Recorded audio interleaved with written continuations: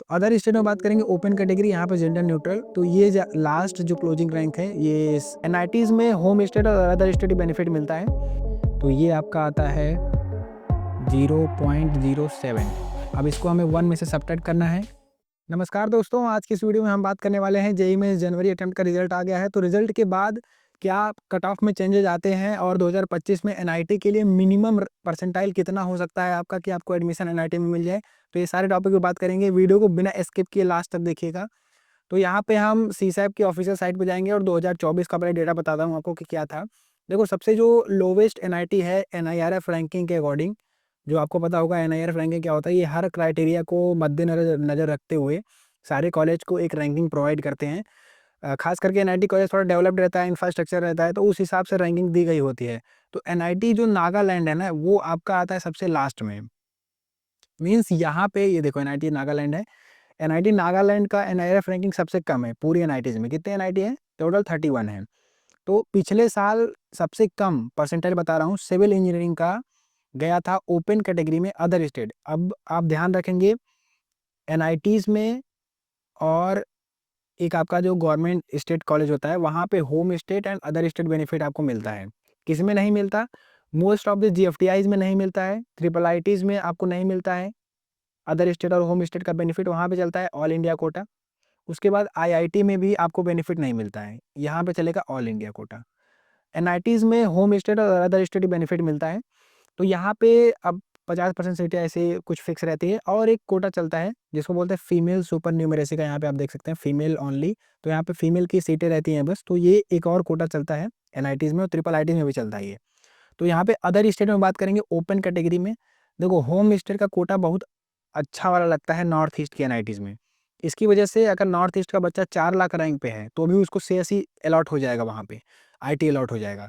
But वही अगर 4 लाख वाला बच्चा है ओपन में, ये बात कर रहा हूँ मैं, ओपन या ओबीसी में ले लो, ठीक, ओबीसी कैटेगरी में ले लो, 4 लाख पे उसको कुछ नहीं तो उसकी खुद की जो होम स्टेट की एनआईटी है, नॉर्थ ईस्ट में जितने भी कॉलेज हैं उसमें उसको आईटी ब्रांच मिल जाएगी या फिर ईसी ब्रांच मिल जाएगी, इतना कंफर्म है। बाकी एससी कैटेगरी है तो फिर तो वो सीएससी के लिए एलिजिबल हो जाता है। अदर स्टेट में यही बहुत बेकार हो जाता है, सिस्टम फालतू हो जाता है पूरा।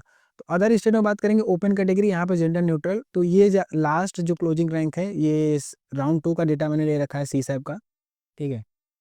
ये है 1,06,408। अच्छा, इसके पिछले साल 2023 में ये लगभग समथिंग 1,95,000 टू 1 लाख रहा होगा, इतना ही था उस टाइम, क्योंकि मुझे याद है मैंने दिया था। तो ठीक है, धीरे धीरे बढ़ता है। जैसे अब इस साल क्या जाने का चांस है कि 1 लाख में भी 10,000 तक पहुंच जाए, ठीक है, इतना हो सकता है लास्ट क्लोजिंग रैंक। ऐसा ही होता है जनरली, हल्का हल्का बढ़ता है, कट ऑफ ऐसे ही बढ़ता है। तो 1,10,000 तक जाने का चांस है इस बार बहुत ज़्यादा। अच्छा, जो आपका हार्ड शिफ्ट रहता है उसका परसेंटाइल कैसे बनता है? तो वो हार्ड शिफ्ट का ऐसे रहता है सिस्टम की, नॉर्मलाइजेशन के बाद कम मार्क्स पे ही ज़्यादा परसेंटाइल बन जाता है। तो सेम कॉलेज का भी जब ऐसे ही आपका परसेंटाइल वर्सेस रैंक आएगा तो ओवरऑल दोनों अटेम्प्ट का मिला के एक परसेंटाइल वर्सेस फाइनल रैंक निकल के आएगी। तो उस फाइनल रैंक में उस बेसिस पे आपको कॉलेज अलॉट होगा। वहाँ भी आप जब देखेंगे तो जो ये कॉलेज है आपका 1,06,408 वाला, ये आपको अलॉट हो सकता है उस टाइम। इतना तो मीन्स जाएगा ही जाएगा मिनिमम, ये मिनिमम जाएगा ही, ठीक है, इतना टेंशन मत लेना, ये मिनिमम जाएगा। और 1,06,000 बनाने के लिए मैं आपको बता दे रहा हूँ कि कैसे आप अपना परसेंटाइल कैलकुलेट करेंगे, तो वो मैं बता दे रहा हूँ, ठीक है। इसके हिसाब से बात करेंगे 1,06,000। सपोज करते हैं, हम मान के चलते हैं कि 1,05,000 ये आपका गया लास्ट क्लोजिंग रैंक एनआईटी में, ठीक है, एनआईटी में ये लास्ट क्लोजिंग रैंक है। अब इसके लिए मुझे परसेंटाइल कैलकुलेट करना है। रैंक तो मुझे पता चल गई, अब मुझे पता करना है कि कितने परसेंटाइल पे ये रैंक बन रही है। तो उसके लिए क्या करेंगे, एक सिंपल सा मैं आपको फॉर्मूला दे रहा हूँ पहले। देखो, परसेंटाइल नोट कर लीजिएगा इसको, percentile is equal to 1 minus, यहाँ पे आप लिखेंगे रैंक, जो भी आपकी रैंक है, अपॉन में total number of candidate, total number of candidate, पूरा होल ब्रैकेट बंद करेंगे, इनटू में करेंगे 100। देखो, रैंक अपॉन में total number of candidate into 100 करेंगे तो ये आपका परसेंटेज आएगा। तो हमें परसेंटेज नहीं चाहिए, हमको चाहिए परसेंटाइल। तो हमें 1 में से सबट्रैक्ट करना पड़ेगा ओवरऑल। या तो मल्टीप्लाई करके सबट्रैक्ट कर दो या तो वैसे ही कर दो, तो मैं वैसे ही कर दे रहा हूँ। P is equal to, percentile निकालना है हमको। रैंक हमारा है 1,05,000, ये हम मान के चल रहे हैं कि 1,05,000 होगा। तो पहले मैं कैलकुलेट कर रहा हूँ आपके सामने, ठीक है। फॉर्मूले को मैं इरेज कर दे रहा हूँ, ठीक है। 1 lakh, 1 lakh just give me a second. 1,05,000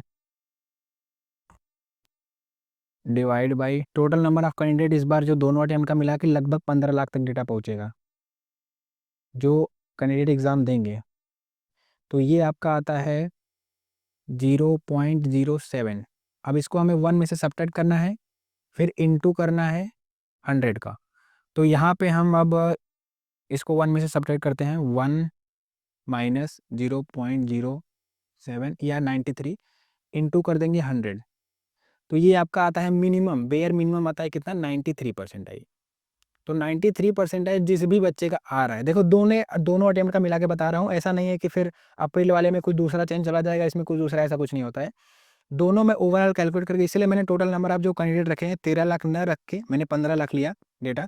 तो अगर किसी बच्चे का 93 आ रहा है तो समझो उसको लास्ट रैंक तक जाते जाते उसको एनआईटी मिल जाएगी, उसको घबराने की ज़रूरत नहीं है। एनआईटी तो उसका सिक्योर हो गया है, अगर उसका जस्ट है कि मुझे एनआईटी का टैग चाहिए और एनआईटी लेना ही लेना है तो उसको तो मिल जाएगा। बाकी जिन बच्चों का 93 नहीं आ रहा है, आप मेहनत करो, अच्छे से तैयारी करो। अभी आपके पास अप्रैल अटेम्प्ट है तो अप्रैल अटेम्प्ट को अच्छे से टारगेट करो, डेफिनेटली आपका स्कोर इंप्रूव करेगा। बाकी और किसी टॉपिक की वीडियो चाहिए तो आप कमेंट करो।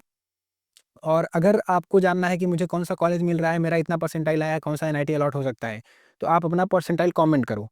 मैं आपको बताऊंगा कि आपको कौन कौन सी एनआईटी अलॉट हो सकती है, ये चीज़ मैं आपको बताऊंगा, आप बस कमेंट करो, ठीक है। बाकी पढ़ते रहिए, मिलते हैं अपनी नेक्स्ट वीडियो में।